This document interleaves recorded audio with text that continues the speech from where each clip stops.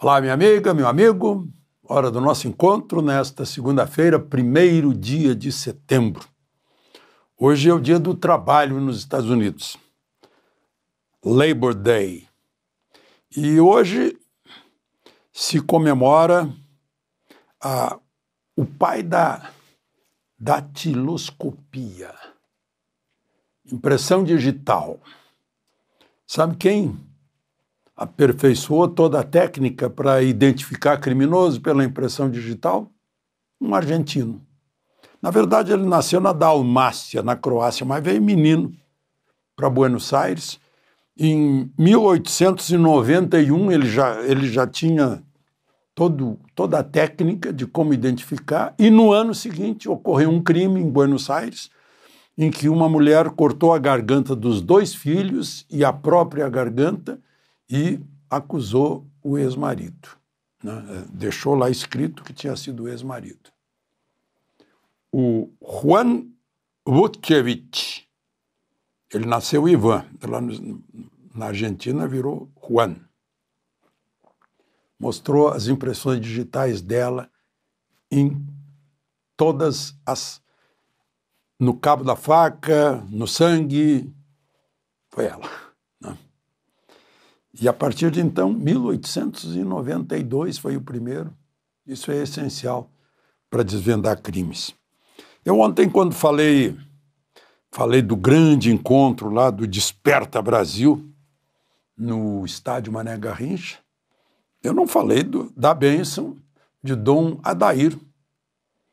Meu querido amigo Dom Adair, bispo de Formosa, ele pediu a intercessão de Nossa Senhora Aparecida para uma bênção que nos impeça de ter fome, guerra, doença e comunismo. Foi um aplauso geral do estádio cheio. E outra coisa que eu não disse ao falar dos 9 anos do impeachment de Dilma é que no período dela o Brasil encolheu 7,5%. Meu Deus, isso já seria suficiente causa para impeachment, embora não esteja escrito na lei do impeachment. Agora, o que mais impressiona é que nós elegemos alguém como ela e reelegemos. Sendo assim, não há futuro para o país se não há um eleitorado que saiba escolher os candidatos, embora eu reconheça que os partidos políticos nos têm apresentado candidatos que o partido poderia escolher melhor, né? Lembre-se de se inscrever e, ao final, de deixar o gostei ou não gostei. Vamos, então, à conversa de hoje bem atualizada.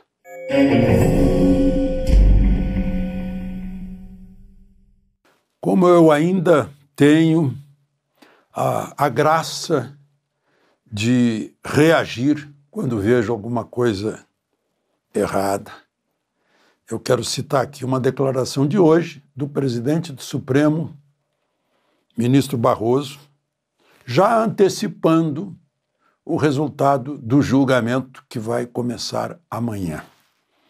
Ele disse: em breve nós vamos empurrar o extremismo para a margem da história.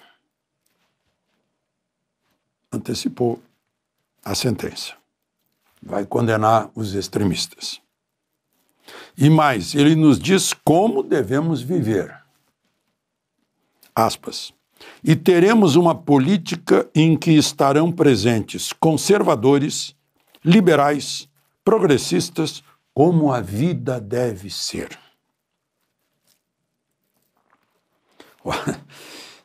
Eu sinto muito, mas conservador pode ser extremamente conservador. Liberal pode ser liberal ao extremo. Progressista pode ser um extremista progressista, até para rimar. Não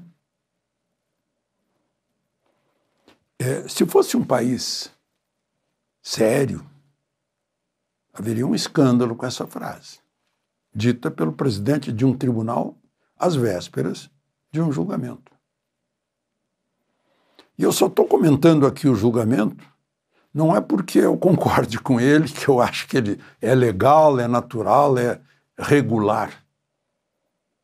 Estou comentando pelo absurdo que envolve tudo isso, é meio kafkiano, né? Que não é o devido processo legal, não é o juiz natural, entre outras. Eu fico pensando, será que Barroso fez de propósito essa declaração, na tentativa de anular o processo e acabar com essas histórias de Trump? Porque acho que ficou anulável, ficou passível de anulação. Nenhum presidente de Suprema Corte do mundo inteiro, talvez, sei lá, na China, na Coreia do Norte, talvez haja algo semelhante. Bom, por outro lado, se o STF já condenou Bolsonaro, como todo mundo percebe, né, por declarações, não apenas essa de Barroso, mas Dino, próprio relator, né, a mídia serviçal trata de facilitar o trabalho, porque nos últimos dias está fazendo assim uma espécie de campanha, mostrando todo o mal que os bolsonaristas fizeram para o país, segundo a mídia, a pet media, né? Nenhuma palavra sobre as ilegalidades que vicejam nesse processo todo. Essa mídia faz parte da mesma militância em que se encontra o Supremo. Por sua vez, o presidente da Comissão de Segurança Pública do Senado, o senador Flávio Bolsonaro, que é filho do réu principal, vai fazer uma audiência ouvindo o Talhaferro, o Eduardo Talhaferro, que está na Itália, vai ouvir à distância, para ele mostrar à comissão como funcionava aquela assessoria especial de enfrentamento à desinformação dentro do Tribunal Superior Eleitoral, cujo coordenador era o Eduardo Talhaferro, que mostra que, aliás, a Folha de São Paulo é que começou mostrando, faz um ano que começou mostrando, não levantou nenhum escândalo de ninguém. O país está alienado, mostrando as conversas internas lá dentro com o juiz auxiliar que obedecia a ordens de Moraes, como faziam, vamos pegar o Fiuza, o Guilherme Fiuza, vamos pegar o Constantino, o Rodrigo Constantino, vamos pegar a Oeste. Então, olha, se vire aí, tenha imaginação, descubra alguma coisa, né? Vai fazer praticamente na mesma hora, às 11 da manhã de amanhã, essa sessão lá na Comissão de Segurança Pública.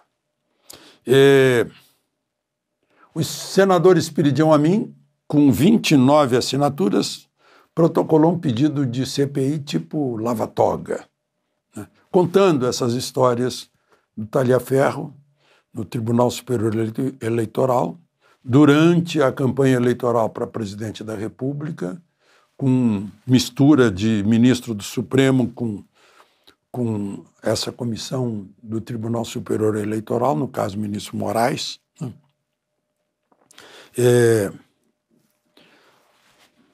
Essa CPI, todo mundo acha que o Alcolumbre não vai mexer, né?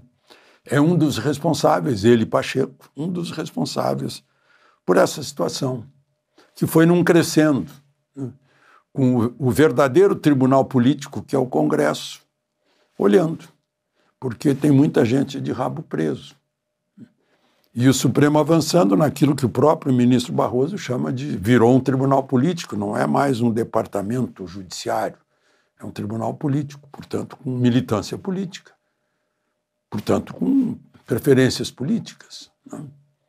O verdadeiro tribunal político chama-se Congresso Nacional, né? Agora, eu falei de Dilma, de quem elege Dilma, né? Há também quem elege Petro. Petro, agora mesmo, né, Ele próprio disse que o crime na Colômbia está com 10% da gasolina. Aqui o crime escolheu o álcool, né? Só que lá o crime já tomou conta de 1/3 do país.